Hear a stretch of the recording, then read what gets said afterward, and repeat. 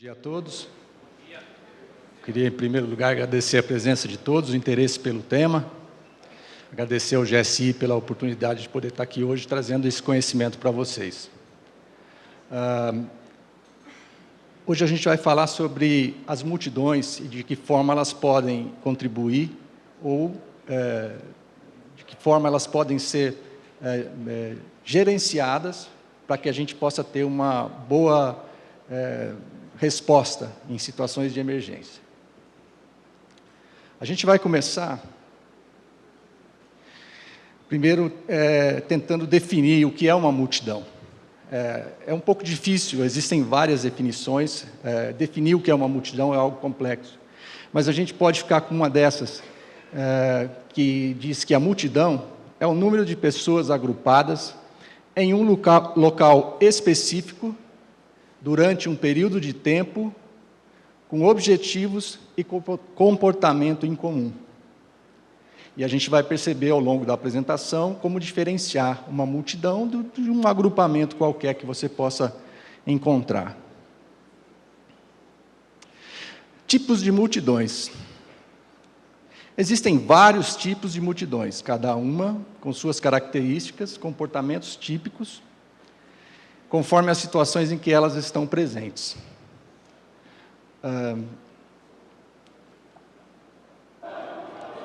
Temos aqui um caso de multidões em desfiles e marchas.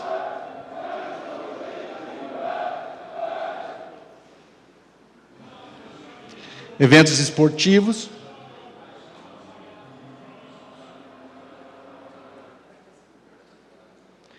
Shows, espetáculos culturais.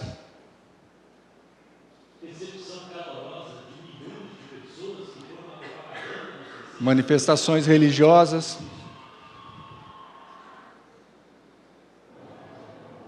Celebrações.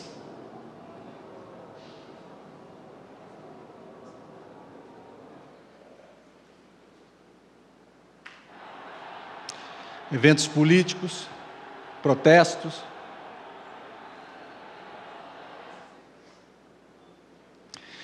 Enfim, existe uma infinidade de tipos de multidões, e essa descrição tipológica, ela é capaz de descrever as multidões, mas não nos ajudam a entendê-las.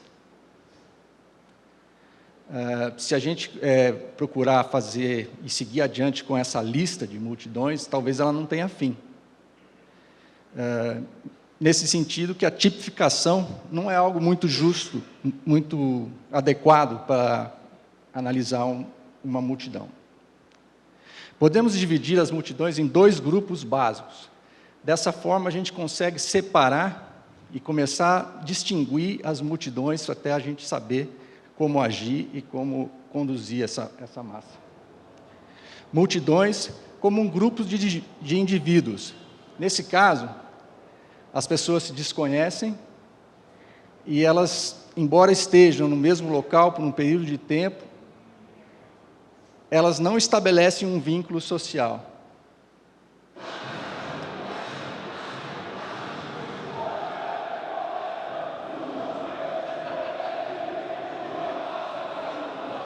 Aqui a gente tem, deu até para perceber que time eu torço, né? Multidões com senso de identidade social. Aqui a gente começa a perceber que a massa ela adquire uma unidade e uma identidade própria, o que faz com que ela tenha as suas características típicas e o seu comportamento também.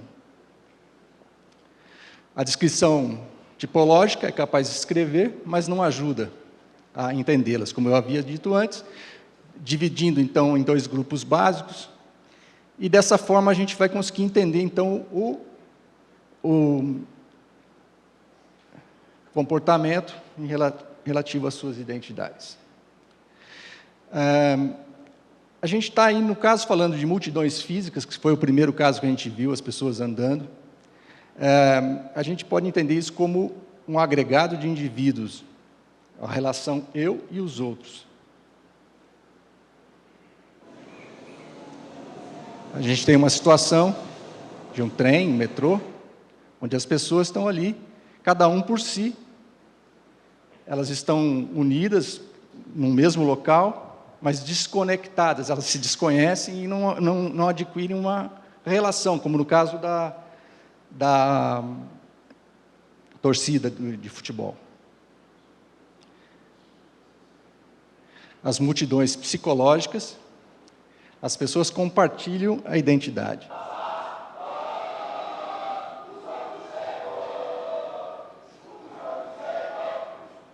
Então, aqui a gente vê a mesma situação, é um trem, com multidões, sendo que, na primeira, ela é apenas um aglomerado de indivíduos.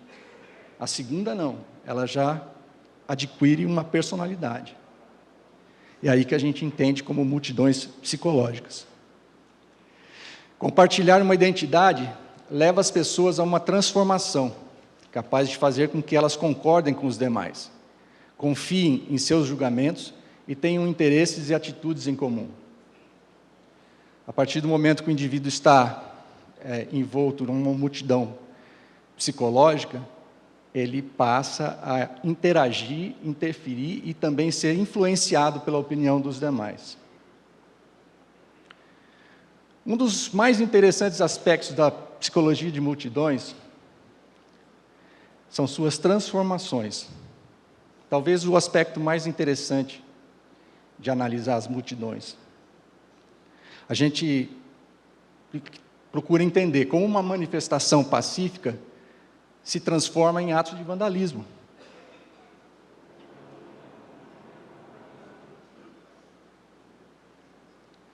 Como as pessoas se transformam ao fazer parte das multidões. Então, essas questões, sim, vão poder levar a gente a um patamar onde a gente consiga fazer uma boa gestão e um bom atendimento em caso de emergência, inclusive. Nosso interesse é entender como uma multidão física se transforma em uma multidão psicológica. Como e por quê? Como esse processo de mudanças pode ser útil em caso de emergências?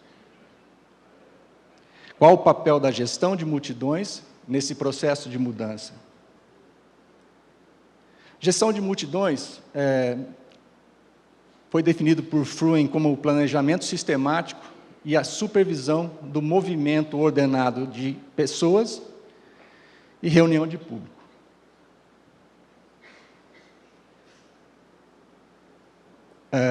A gestão de multidões envolve a avaliação antecipada dos espaços a serem ocupados pelas multidões. Inclui também a avaliação dos níveis previstos de ocupação. Envolve a avaliação antecipada dos espaços, esse já foi? Adequação dos espaços, adequação dos acessos, entradas e saídas. Normalmente é onde a gente tem problema. A entrada é até tranquila, a saída sempre é pior. Sai todo mundo de uma vez. Procedimentos para atividades e comportamento de grupos esperados. Ao conhecer a identidade da multidão, a gente já pressupõe alguns comportamentos e a gente pode nos preparar para isso. Agora, vale a pena a gente levar em consideração a diferença entre gestão de multidões e controle de multidões. Os termos são frequentemente usados alternadamente. É muito comum até a gente aqui no Brasil, a gente falar em controle de multidões. Mas existem diferenças importantes. Eu coloquei duas fotos ali com duas linhas aí de profissionais, de duas tropas, né, vamos dizer assim. E à esquerda a gente tem os stewards, trabalhando em jogos da Europa, da Copa, e à direita um batalhão de choque. E a gente pode entender, então, que a gestão trabalha antes da ocorrência.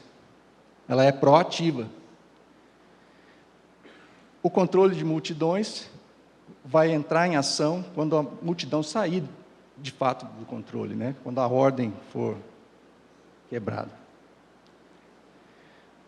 O controle de multidões é a restrição ou limitação do comportamento de grupo. O controle de multidões pode ser parte de um plano de gestão ou ocorrer como uma reação não planejada a um problema. Ao trabalhar com gestão de multidões, o documento mais importante produzido é o Plano de Gestão de Multidões. É um documento que engloba todas as plantas, cálculos, as responsabilidades assumidas, e os acordos, os contratos. E esse documento deve ser muito bem feito, preparado antes de entrar dentro de uma situação, dentro de um evento, que seja, né? O controle, ele pode fazer parte do plano. Então, dentro do plano de gestão, você pode incluir uma situação onde possa haver risco e contar com a ajuda do controle de multidões também. Eventualmente, caso você não tenha problema nenhum, os riscos são baixos, mas aconteceu uma ocorrência, entra a equipe de controle.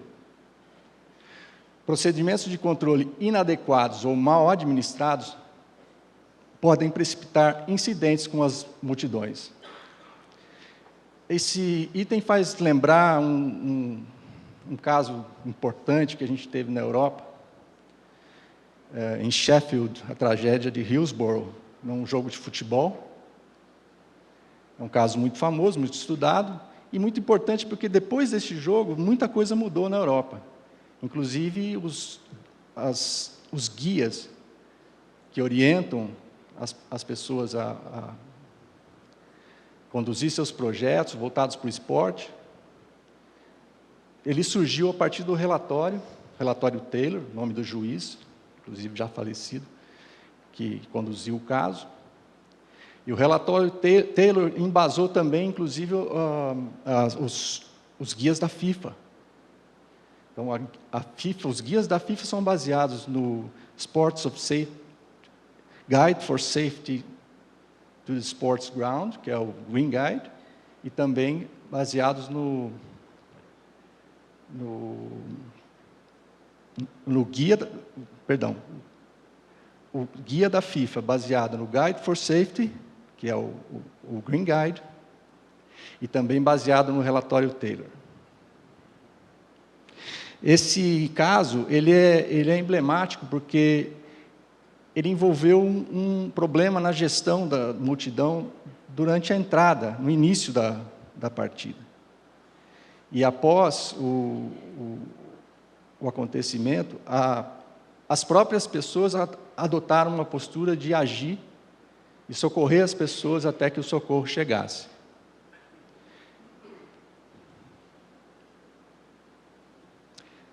Há pouco treinamento formal e técnicas e princípios de gestão de multidões.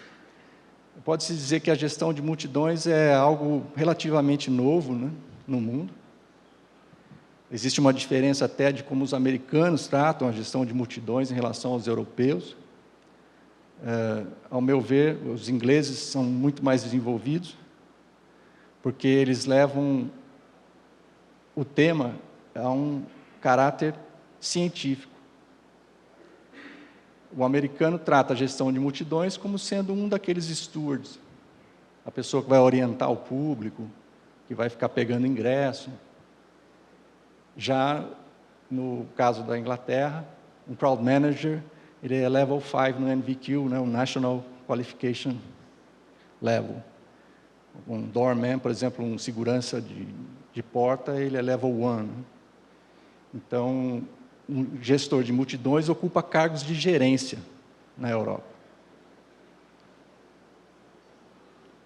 O treinamento policial concentra-se no controle do público e não na gestão de multidões. Infelizmente, a gente percebe que a polícia, se tivesse um pouquinho mais de treinamento na parte de gestão de multidões, poderia colaborar em algo que no Brasil ainda a gente não tem uma formação específica, um treinamento específico. Então, algumas coisas que acontecem acabam caindo para a polícia, outras para os bombeiros.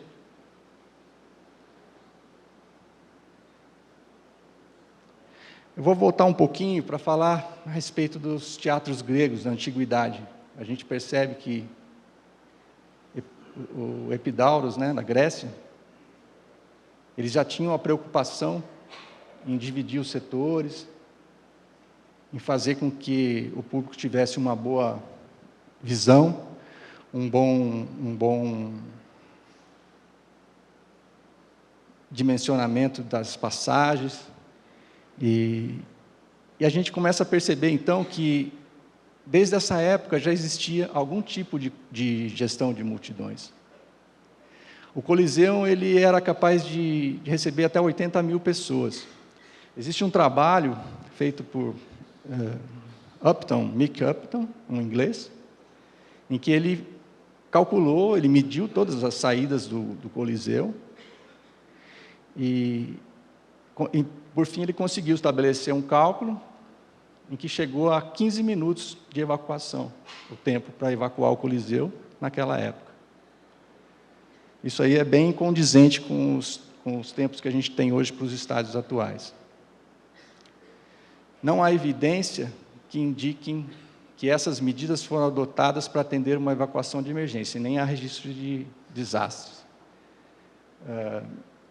Em Israel também existe um teatro romano, e lá é possível constatar que as saídas todas têm 1,10 m, o que nos leva a crer que, desde aquela época, eles já tinham a noção da elipse corpórea a 55 centímetros, que é a nossa unidade de passagem, né?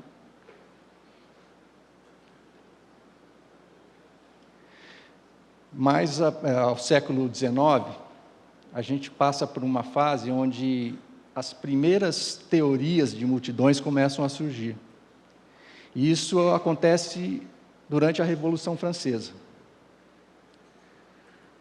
Os filósofos, psicólogos da época, estudiosos, analisavam o fenômeno das multidões, o comportamento das pessoas. E a primeira teoria, talvez a primeira mais importante teoria, foi através da obra The Crowd, de Gustave Le Bon. E nessa obra ele dizia que a multidão, a mensagem que ele passava era essa, de que a multidão era algo perigoso, composta por marginais. A transformação diabólica do indivíduo, havia uma transformação do indivíduo, a partir do momento que ele ingressava na multidão, ele era incorporado por um espírito demoníaco que ele fazia coisas jamais imaginadas. Esse comportamento era contagioso.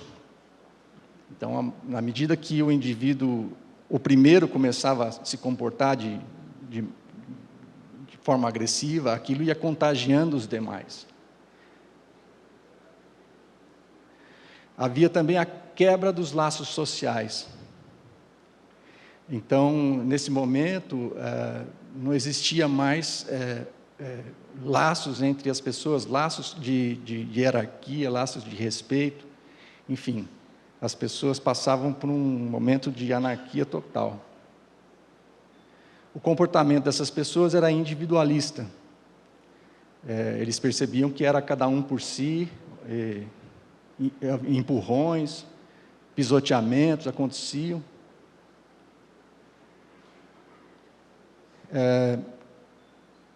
Essa visão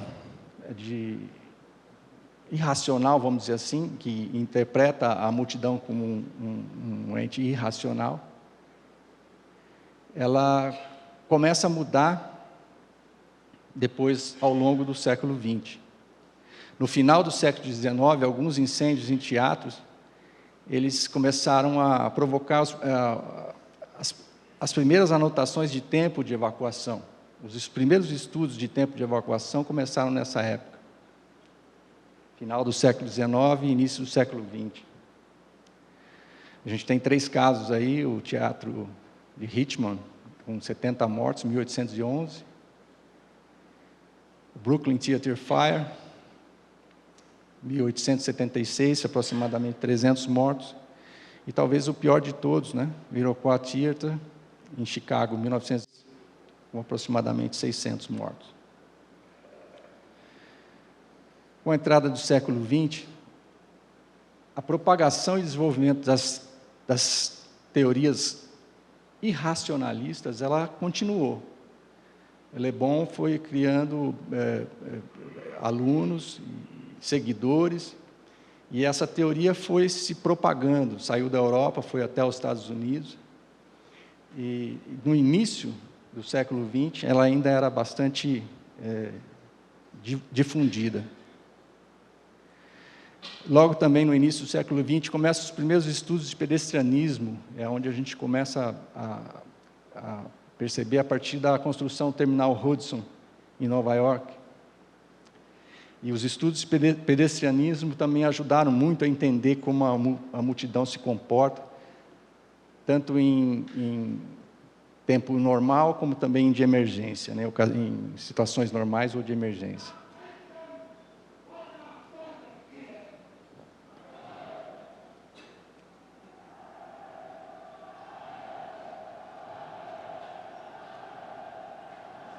Hitler sabia manipular as multidões. Aliás, ele usava uma técnica simples, né, a técnica de chamada e resposta. Ele fazia, e eles respondiam, E isso aí é muito usado, inclusive, o Freddie Mercury, né, fazia isso muito bem no rock, enfim, muitos artistas comandam a massa como maestro, baseado nessa técnica, uma técnica simples. E há relatos mesmo de que tanto Hitler quanto Mussolini, eles faziam uso, né, das teorias irracionalistas, as teorias do começo do século XX, para poder controlar e manipular as multidões. As atuais teorias de comportamento, elas são mais ou menos aquilo que a gente viu no início. Tá? São as teorias que identificam a pessoa enquanto ser único, e a partir do momento que ela se relaciona com os demais, então começa a haver a troca e a formação da identidade social. Né? O indivíduo ele começa a se autocategorizar como parte daquele grupo. Então, por exemplo, é comum a gente ver, para que uma pessoa, vamos pegar um caso, um grupo de punks, eles usam aquele cabelo em pé. É uma forma deles se identificarem, se reconhecerem como participantes do mesmo grupo. Assim como as pessoas que estão numa torcida, elas se autocategorizam palmeirenses quando elas põem a camisa verde e encontram com os demais. E a partir daí estabelece, então, esse vínculo social e começa a formar, então, as reações e o comportamento das multidões. Hoje em dia, as pesquisas atuais, elas são concentradas mais em casos específicos de incêndio, evacuações, terrorismo também e software de simulações. Muitos softwares estão surgindo, é uma ferramenta importante para a análise do movimento das multidões, embora ainda tenha muito que evoluir, né? O software por si só, ele não é capaz de resolver o que vai acontecer e de dizer, olha, esse é o melhor plano.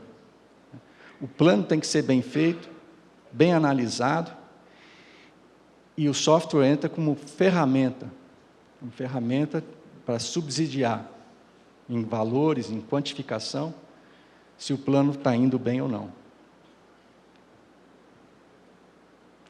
É possível até que o software diga que está tudo certo, mas uma gestão mal feita, um gerenciamento mal feito, possa levar a um acidente. Agora vamos falar um pouquinho de gestão de multidões e comportamento humano em incêndios. A gente sabe que, para que as pessoas tenham sucesso na sua evacuação, na sua fuga, elas precisam fazer isso o quanto antes. E alguns fatores influenciam, né, o comportamento humano durante esses incêndios. O primeiro seria assim, a característica dos ocupantes. Se você tem um incêndio num local com crianças ou com idosos, no caso de um asilo ou de um hospital, e conforme a característica dos ocupantes, isso pode influenciar muito na forma como o comportamento deles no momento de reação a uma emergência. as características das edificações, se é um prédio alto, se ele é uma indústria, enfim, a característica da edificação também é capaz de influenciar o comportamento. E a característica dos incêndios. A gente tem incêndios que se propagam rapidamente, né? Outros nem tanto. O problema pode ser em função até da edificação, a fumaça que chega de uma forma abrupta. O processo de comportamento associado ao tempo de resposta é um processo que todo indivíduo que, numa situação de emergência, acaba passando por ele. A primeira coisa, ao se defrontar com a ocorrência, a pessoa tem a percepção de que algo não está indo bem. A percepção é fundamental para poder ganhar aqueles minutos preciosos ou segundos preciosos para iniciar uma evacuação. A identificação, após a pessoa perceber que algo está errado, ela precisa saber o que está acontecendo. Muitas vezes a gente percebe que, ao soar um alarme, as pessoas continuam fazendo as suas atividades e tendem a não sair. A maioria até acha que é um alarme falso. Quando a gente vê, às vezes, um alarme de carro na rua disparando, a gente já não dá muita bola. A gente até percebeu que tinha algo errado, mas a gente não conseguiu identificar. Então, a identificação do perigo auxilia numa pronta resposta. Uma vez identificado o risco, a pessoa toma a decisão. E essa tomada de decisão pode ser, inclusive, influenciada pelo grupo. Após tomada a decisão, a pessoa vai agir. Após escolher para que lado ela vai, se ela vai correr, se ela vai ficar, se ela vai esperar, se ela vai se jogar, enfim. Esse processo, ele acaba sendo repetido ao longo da fuga. O tempo todo, a pessoa se depara com uma nova situação, onde ela percebe outra dificuldade, identifica o que está acontecendo, toma a decisão e muda o seu rumo. Então, é um processo do comportamento humano que é fundamental para a gente perceber e entender, para conseguir realizar um bom salvamento em caso de emergência. A importância da informação. Ao meu ver, a informação é o ponto-chave, né? Para que as pessoas tenham uma reação rápida e correta, inclusive. Uma boa tomada de decisão depende muito da informação. E a falta de informações leva a desastres.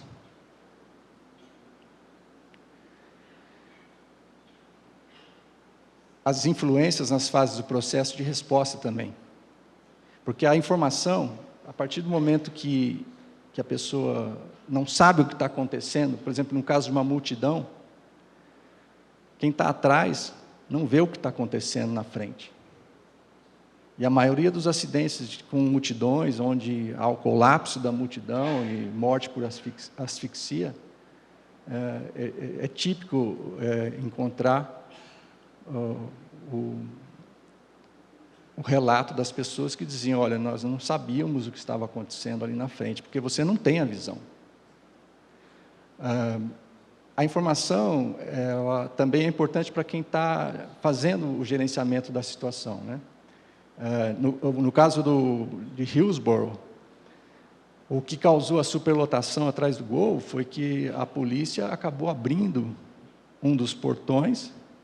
Quando ela percebeu que tinha um excesso de gente do lado de fora, ela abriu para quem tinha ingresso, quem não tinha. O jogo já tinha começado, o povo foi entrando. Quem estava atrás não sabia o que estava acontecendo na frente, continuou pressionando, querendo entrar. Quer dizer, a primeira falta de informação aconteceu com o policial, a polícia, né? Eles não tinham muito bem a noção do que estava acontecendo do lado de dentro. Eles não agiram com gestão, eles tentaram controlar a situação.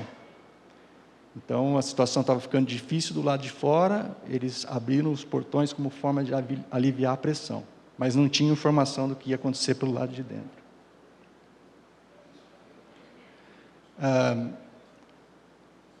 A informação, ela, como ficou claro, ela influencia na percepção. A pessoa, se ela não tiver uma informação de que algo, ela não percebe que algo está ocorrendo, né? Como a gente acabou de falar. A falta de informação também pode influenciar a identificação do problema.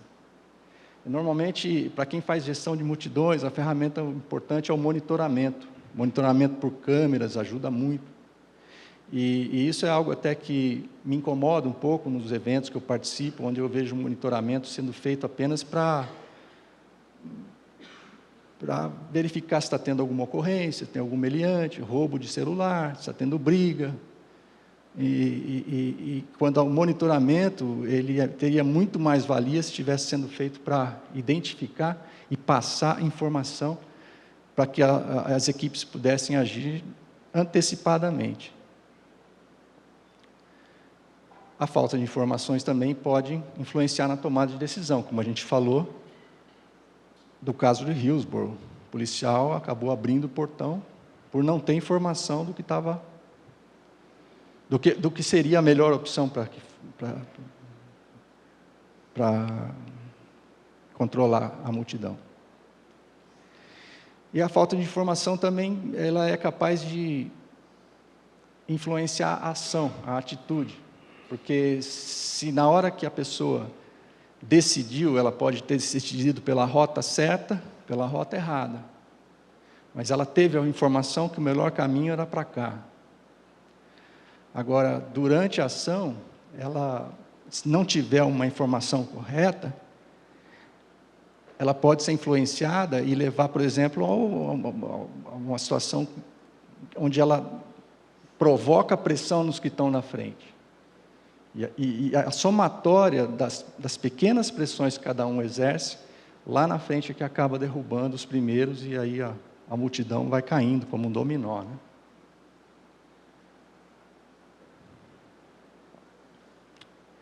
O pânico, ele é sempre lembrado quando acontece uma situação em que a pessoa tem que decidir se ela passa informação ou não, né? E a informação pode provocar o pânico. Isso é muito comum. Situações assim que as pessoas optam por não fala nada. Vamos esperar. Vamos aguardar mais um pouco. Então, essa noção equivocada faz com que aqueles segundos preciosos possam fazer falta na fuga. As evidências mostram que o pânico é raro. Desde estudos com as bombas nucleares no Japão, ali já as pesquisas já demonstravam que, mais do que pânico, o que havia era o altruísmo, a colaboração, né, entre as pessoas.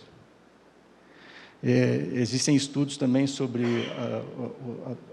as bombas de Londres, que aconteceram em 2005, 7 de julho de 2005, e muita informação também, uma vasta informação no caso do World Trade Center. Muita gente conseguiu salvar, e ali, talvez seja o caso mais estudado, né, pela riqueza de informações e pela dimensão do desastre. O pânico é provavelmente uma das últimas reações que a pessoa apresenta. A pessoa, ela acaba entrando em pânico quando ela esgota todas as possibilidades de perceber que ela tem como reagir, que ela tem como fugir. A falta de informação pode levar ao pânico, né? Como a gente já tinha falado. E dependendo da situação, ele não pode ser interpretado como uma reação irracional. Digo isso porque as definições de pânico, e aquelas que, inclusive, popularmente as pessoas têm na cabeça, é de que o pânico é algo irracional. é um termo muito confundido com nervosismo, né? Às vezes as pessoas estão assustadas, estão nervosas, mas não estão em pânico. Então, o que seria exatamente o pânico? O pânico seria um momento em que a pessoa não age mais pela própria razão. É uma atitude irracional. Só que, assim, em vários casos, onde aparentemente houve o pânico, a gente começa a entender que, conforme a situação, a atitude que o indivíduo tomou não foi irracional, foi consciente. Ele tentou, no último instante, salvar a própria vida. Então, dependendo da forma como o pânico é interpretado, o indivíduo não teve uma reação irracional. Aquilo não foi um pânico, foi a luta pela vida. As pessoas não morrem por entrarem em pânico, e sim entram em pânico porque estão morrendo. Essa é uma frase interessante de um dos estudiosos de multidões, professor Keith Steele. Vale a pena até parar para pensar mais um pouco. As pessoas não morrem por entrarem em pânico, e sim entram em pânico porque estão morrendo. Os modelos de pânico não devem ser utilizados no planejamento de resposta de emergência. É algo, a partir do momento que você vai fazer um planejamento de resposta de emergência, onde você pressupõe o pânico, você já começa a comprometer toda a operação por aí. Toda a abordagem que é feita nesse plano de atendimento de emergência, ela acaba ficando com um viés, né, uma tendência a interpretar a reação das pessoas, qual vai ser. Isso muda toda a forma com que a abordagem do planejamento é feita. Aqui eu tenho um vídeo que mostra um caso, é um caso interessante que aconteceu em Amsterdã, talvez alguns aqui também já tenham visto esse vídeo. Ele aconteceu no Memorial Day em Amsterdã, com a presença da família real. Durante as celebrações, eles fizeram 1 minuto de silêncio. E no momento em que acontecia aquele minuto de silêncio, algum engraçadinho resolveu gritar. Como alguns fazem, né? Quando entra em túnel, gosta de gritar para ouvir, assustar. E quando ele gritou, uma pessoa assustou e derrubou uma grade. A grade caiu e deu um estalo. Pá! E aquilo foi criando uma percepção e as pessoas foram identificando aquilo como um ato terrorista. Então, vamos assistir para vocês terem noção do que aconteceu. Foi, vamos dizer assim, um pânico até quase que espontâneo. Ops, perdão.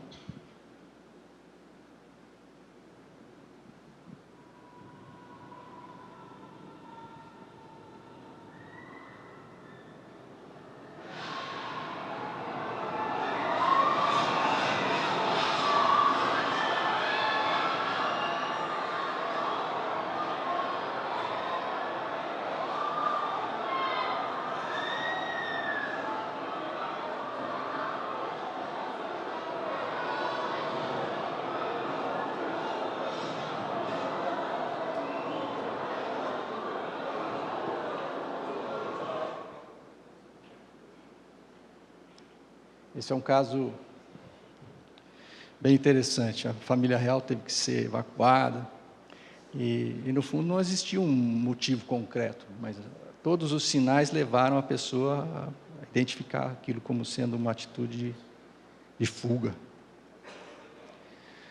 Outro ponto interessante que a gente pode identificar é a educação e o treinamento. O conhecimento dos riscos envolvidos nas situações, ele é fundamental. A partir do momento em que as pessoas têm conhecimento dos riscos, elas agem de outra maneira. Então, a educação, através de treinamentos em escolas, o treinamento também com os profissionais, para que eles consigam reconhecer os riscos envolvidos numa multidão. o principal risco do planejamento e organização em eventos de massa é a falta de entendimento da natureza dos riscos que envolvem as multidões. Também é uma outra citação aí do professor Keith Steele. Muitas vezes, a gente tem um caso célebre também, que foi o acidente na Alemanha, o Love Parade. É uma parada que esperava 800 mil pessoas e apareceram 1.400.000. E por um erro de gestão, houve um problema dentro de um túnel por onde as multidões passavam. A polícia fez um cordão de isolamento para poder atender a ocorrência. No momento que ela fez aquilo, começou a aglomerar. Mais e mais e mais gente, começou a formar pressão. Quando esse cordão foi desfeito, a multidão que vinha no outro sentido, elas se encontraram. E a pressão foi tão grande, que ali tivemos mais de 100 vítimas fatais. E foi um caso que repercutiu muito, é até recente, acho que é 2011, se não me engano. 2011, 2012. Então, assim, a partir do momento que as pessoas também entendem o risco em que elas estão submetidas, elas passam a se comportar de outra maneira. Principalmente os jovens que frequentam shows, ou até mesmo esses que participam das atitudes aí das torcidas organizadas. O treinamento das tripulações, no caso de aviões e navios também, são importantes. A gente tem casos positivos de evacuação de aeronave. Então, embora sejam assim, equipes bem treinadas, é importante que eles tenham também um embasamento de como é o comportamento da pessoa, de como que a multidão se comporta.